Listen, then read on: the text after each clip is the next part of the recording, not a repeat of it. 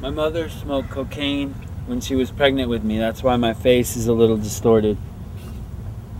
The technical term for what occurred is called intrauterine growth retardation. Fortunately for me, it only affected me physically. My mind is very sharp. I first started speech therapy when I was 8 years old. And I started and stayed with the same woman for almost 10 years. Her name was Sherry Haffernew.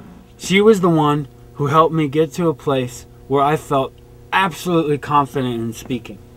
To the point where I didn't want to just speak normally anymore.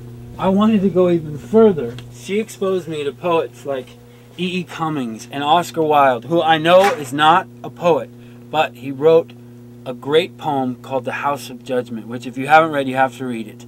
And there was silence in the House of Judgment.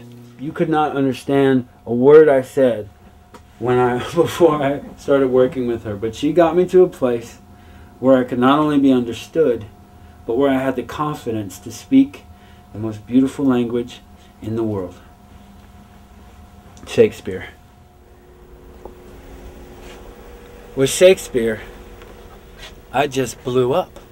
I found my niche. I found what I wanted to do. And I just kept going further and further and further. And one thing I don't understand is how people who say have never grown up having a problem with speaking could not want to do this, especially an actor. I was talking to an actress the other day, an actor, actress, whatever, however you want to call it, and she said to me, I don't understand why people do Shakespeare today.